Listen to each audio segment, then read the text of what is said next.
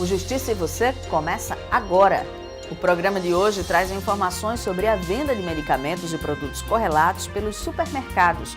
E você vai ver também o que é e a que se destina a mais recente instituição jurídica do Brasil, a Defensoria Pública, e a nova ferramenta de trabalho adotada pelo Poder Judiciário do Rio Grande do Norte, que deve agilizar a tramitação dos processos administrativos.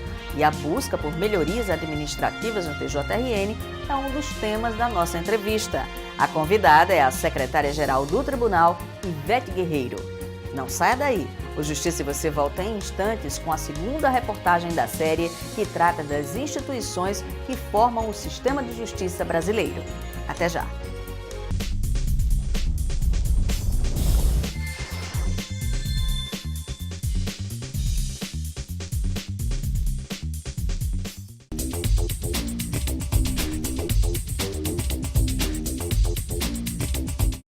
Durante a Copa do Mundo aqui em Natal, a primeira vara da Infância e da Juventude atuou firmemente no combate à exploração sexual e outros crimes relacionados a crianças e adolescentes. Para fazer um balanço dessas ações, eu converso agora com o coordenador da Justiça Estadual da Infância e da Juventude, José Dantas de Paiva. Como é que o senhor avalia essa participação da primeira vara da Infância e da Juventude durante o Mundial? Como foram essas ações? Bom, foi uma participação positiva. Nós tivemos aspectos bastante positivos nesse período por vários motivos. Primeiro, foi um trabalho integrado, né, com outros órgãos, Ministério Público, Defensoria Pública, conselhos tutelares, com a própria segurança pública do Estado e do município, junto com a assistência social. E nós fizemos um trabalho de prevenção, né? Nós passamos praticamente 3 meses nos reunindo e trabalhando e planejando para enfrentar situações nesse período. Criamos uma espécie de comitê local, do qual nós fizemos parte na coordenadoria, e fizemos um trabalho também com a segurança pública. Então, nós atuamos em 3 frentes. Primeiro, na parte preventiva, junto com os órgãos de prevenção e de assistência social. Nós trabalhamos também durante a Copa na parte repressiva, porque nós fizemos também trabalhos de fiscalização com a Polícia Civil e Polícia Rodoviária Federal, e também na parte de assistência durante a Copa, com plantão integrado. Porque durante esse período nós ficamos de plantão o tempo todo, junto com outros órgãos, para acolher crianças e adolescentes em situação de risco, de perigo ou com os direitos violados. Então foi uma ação positiva, primeiro, pelo trabalho de prevenção, e segundo, pelo trabalho de atuação durante esse período, e especialmente porque não foi um trabalho isolado, foi um trabalho junto com outros órgãos. O sistema de garantia dos direitos da criança e do adolescente, de fato, funcionou. Foram registradas ocorrências durante o período da Copa do Mundo aqui na cidade? Por ser positiva a ação e pela ação preventiva, nós não tivemos casos que pudessem repercutir. Apenas a prisão de 2 estrangeiros e de um brasileiro acusados de exploração sexual. E esse trabalho foi feito pela própria Polícia Civil. Mas havia muitas notícias de que havia exploração em determinados pontos, e isso foi entregue à inteligência e à delegacia especializada para apurar. E até agora não há nenhuma notícia de confirmação. Então, houve poucas ocorrências. Também nós aproveitamos esse momento para atender alguns aspectos que ocorreram durante esse período, como, por exemplo, os desabrigados da Copa. E aí houve um trabalho que, por sinal, terminou servindo também para essa área. Mas nada que houvesse uma repercussão ou que houvesse prejudicar, de fato, direitos de crianças e de adolescentes nesse período. Como, por exemplo, nós pensávamos, e nós nos preparamos para isso, que viriam muitas crianças e adolescentes do interior de outros estados, e isso não ocorreu. Então, foi um aspecto positivo. Agora, por quê? Aí eu volto a dizer, pelo trabalho de prevenção, porque nós conversamos com colegas juízes e promotores do interior para que fizessem um trabalho de conscientização lá e que evitassem que essas crianças viessem para cá, porque elas queriam, naturalmente, e é um desejo de todo mundo, participar da Copa. Conhecer um jogador, uma seleção estrangeira, conhecer até mesmo o estádio. Então, houve um trabalho de prevenção e isso não ocorreu. Então, é um aspecto positivo que nós devemos levar em consideração agora no balanço em relação a esse período da Copa. No juizado do aeroporto, por exemplo, muitas ocorrências estavam relacionadas à falta de documentação. Os pais ainda não estavam atentos aos documentos necessários para o embarque dos filhos entre outros estados e até entre outros países. Como é que foi isso aqui na Vara da Infância e da Juventude? Não, nós tivemos um trabalho também no aeroporto, junto com o juizado do torcedor, do consumidor, e da infância e juventude. Esse trabalho foi feito de orientação e, ao mesmo tempo, nós também trabalhamos com as agências de turismo para que informassem as pessoas da necessidade ou não de um alvará, né? E, se fosse necessário, previamente eles viriam à Vara da Infância e Juventude para pedir, requerer esse alvará. E, para alguns desavisados, tinha equipes nos aeroportos para que pudessem informar e orientar como deveriam proceder nesses casos. Houve alguns casos, sim, mas não que trouxesse prejuízos às pessoas, nem crianças, nem adolescentes e nem à própria família. Obrigada pelas informações. Conversamos com o magistrado José Dantas de Paiva, coordenador da Justiça Estadual para a Infância e Juventude.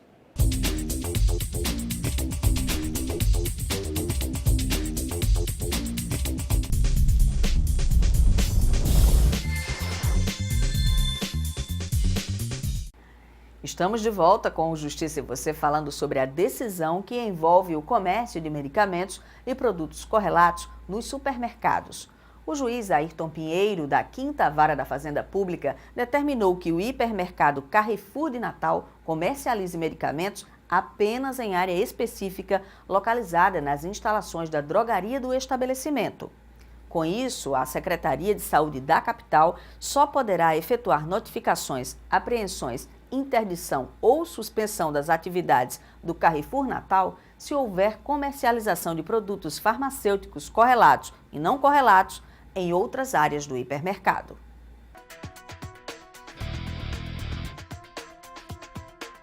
Os 122 anos do Tribunal de Justiça do Rio Grande do Norte foram lembrados também nas redes sociais. Na página do TJRN no Instagram, uma postagem mostra a corte no início do século XX e suas semelhanças e contrastes com a corte atual. Para acessar, digite instagram.com/TJRNoficial. O Justiça e Você traz agora a segunda reportagem da série que trata das instituições que formam o sistema de justiça brasileiro. Hoje você vai saber como trabalha a Defensoria Pública.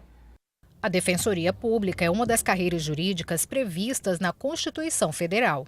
Juntamente com a magistratura, Ministério Público e as advocacias privada e pública, ela compõe o sistema de justiça brasileiro.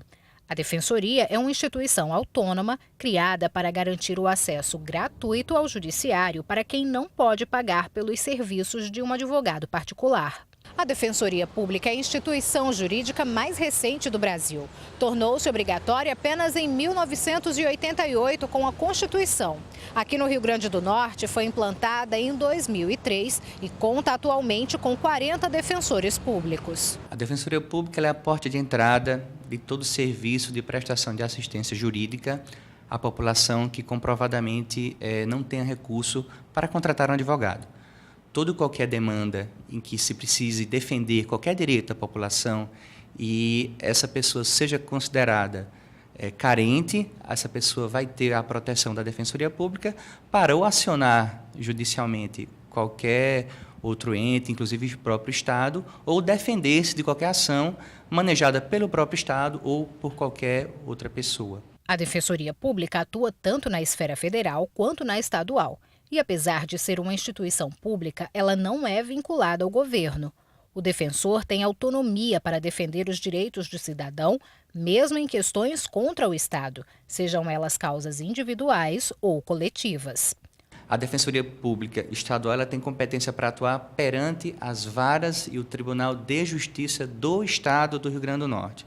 A Defensoria Pública da União atua nas varas federais, demandas em que existe o interesse da União e, por isso, são deslocadas de competência para a federal, a competência será da Defensoria Pública Federal. A administração superior da instituição é conduzida pelo Defensor Público Geral. Os defensores são bacharéis em direito aprovados em concurso público para exercer a função.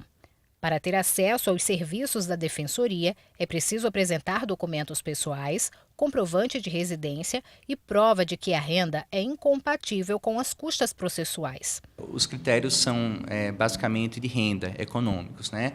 A nossa lei estadual 251, ela determina que a população que procura o serviço da Defensoria, quem procura deve ter, no máximo, ganhar até 2 salários mínimos, ou tem a renda familiar equivalente a 1 salário mínimo.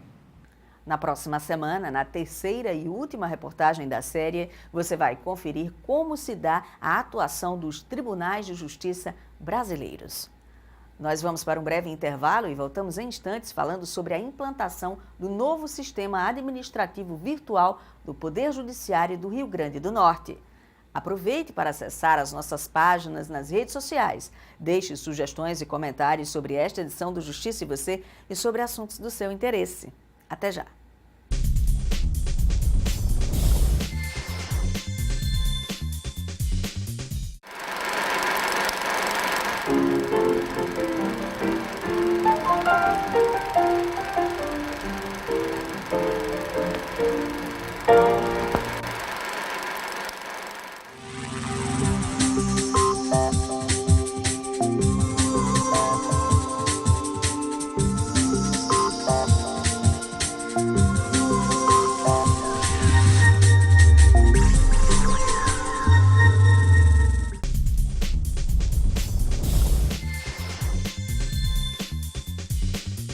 Estamos de volta para falar sobre a mais nova ferramenta de trabalho adotada pelo Tribunal de Justiça do Rio Grande do Norte e que deve agilizar a tramitação dos processos administrativos vinculados ao Poder Judiciário.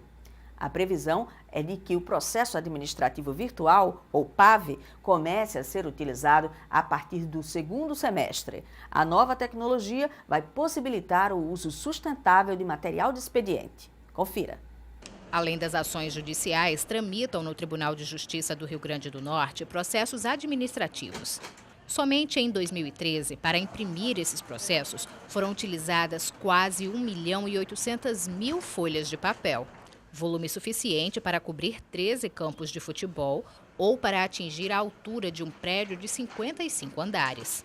Agora, uma nova ferramenta adotada pelo tribunal deve trazer mais economia e sustentabilidade aos trâmites administrativos. É o processo administrativo virtual, o PAV.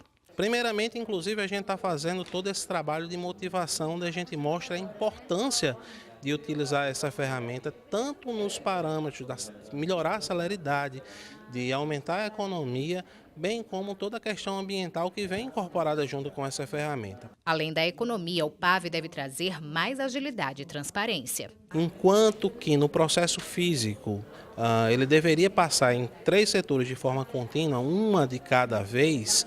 Com o processo virtual, com o processo eletrônico, a gente vai poder tramitar nesses 3 setores ao mesmo tempo.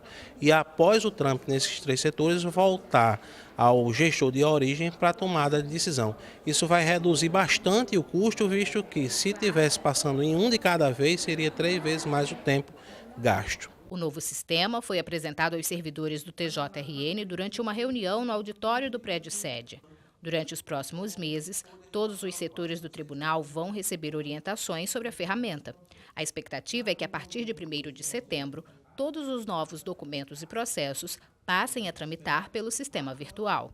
A gente começa o treinamento ainda esse mês e todo mundo só vai começar a utilizar a ferramenta depois que estiver devidamente treinado e preparado para utilizá-la com todos os recursos que ela oferece. Além do PAV, o tribunal vem buscando novas soluções que ajudem a agilizar o trabalho e promovam a economia para a administração. Este é um dos temas da nossa entrevista que começa agora. A convidada desta edição é a secretária-geral do TJRN, Ivete Guerreiro. Doutora Ivete, é um prazer ter a senhora aqui conosco no nosso programa. Que outras iniciativas são essas que estão otimizando o trabalho do tribunal? Bom, dentre algumas iniciativas, que nós enxergamos como viáveis, buscamos a elaboração de manual de contratos administrativos e prosseguindo um encontro com esses fiscais e que foi bastante proveitoso, tentando trazer o quê? Quais as regras que nós precisaríamos estar mais atentos para que os nossos contratos fossem mais eficientes, buscando evitar riscos, né, equívocos na sua efetivação. E acho que tivemos já alguns frutos a partir desse encontro. Isso melhora o serviço à população à medida que o tribunal contrata melhor? Ah, sim. Se nós temos fiscais que estão conduzindo bem seus contratos, ao mesmo tempo, a gerência desses contratos, nós vamos ter aspectos positivos, internamente para a administração e externo, beneficiando a sociedade, o cidadão. Doutora Ivete, sobre o PAV, como é que ele está sendo implantado? Como foi o planejamento desse projeto? Como começou? Bom, logo que eu ingressei no tribunal, havia uma expectativa, né, da administração que nós desenvolvêssemos um processo eletrônico na casa e a partir de reuniões iniciais com o nosso juiz auxiliar da presidência, Dr. Carlyle, foi ventilado esse aspecto e nós abraçamos a ideia e a partir de então começamos a dar seguimentos nesse planejamento.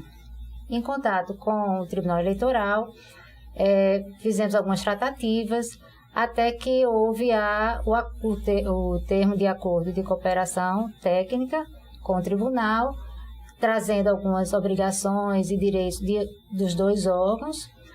Esse foi um dos primeiros passos e, a partir de então, junto com o corpo técnico do Tribunal de Justiça, fizemos várias reuniões e daí, então, surgiram o que eu posso dizer? Constituição de comissões, a comissão deliberativa, comissão técnica, planejamento na parte de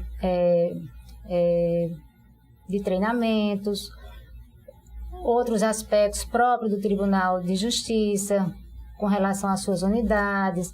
Existem vários desdobramentos para a implementação de um sistema que, mesmo na sua concepção já pronto, mas para adentrar no Tribunal de Justiça, tem que se reportar à realidade do Tribunal.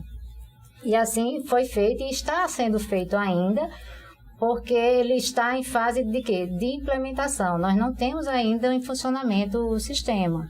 Mas em breve, no mês de julho, teremos esse início, se prosseguindo até início de setembro, quando nós vamos, de fato, tê-lo oficialmente na casa. Não só na casa, como em todo o Poder Judiciário do Estado, que é essa a nossa intenção. Qual o ganho efetivo para a sociedade à medida em que o Poder Judiciário passa a virtualizar os seus processos internos administrativos? Desde a redução de custos, a proteção ambiental, a transparência. E o que eu poderia dizer da redução de custos? Nós temos custos, a matéria-prima dos nossos processos atuais, que são processos físicos, é o papel.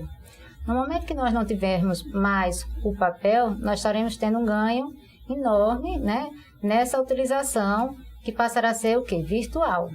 Indiretamente temos o que mais? As impressões, né, dos nossos processos que deixarão de ser.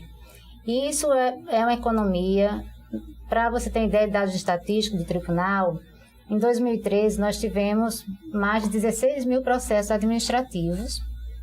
Isso correspondeu ao quê? A mais de 1.800.000 folhas. Né? Imagine esses números na realidade de um processo virtual. Nós não teríamos esses custos, estaríamos otimizando os recursos e, por sua vez, ajudando ao meio ambiente e não nos desfazemos de árvores, né? Porque aí os nossos papéis, eles advêm das nossas árvores e teríamos uma grande proteção ao meio ambiente. Isso aí é um ganho que com certeza. É bem considerável, né? Doutora Ivete, eu quero agradecer a sua presença, muito obrigada pela entrevista, parabéns à sua equipe, parabéns por essa iniciativa. Obrigada. E Justiça, você vai ficando por aqui. Antes de encerrar, eu quero lembrar a você que nos assiste que o Tribunal de Justiça do Rio Grande do Norte está nas redes sociais. Não esqueça, você acompanha as notícias do Poder Judiciário nas nossas páginas, no Twitter, no Facebook, no Instagram, no YouTube e também no nosso site. E pode acessar informações sobre os assuntos que foram destaque ou rever esta e outras edições dos nossos programas. Você pode também deixar comentários nas nossas postagens. Participe e nos ajude a fazer o Justiça e Você. Eu volto no próximo programa. Uma excelente semana para você e até lá!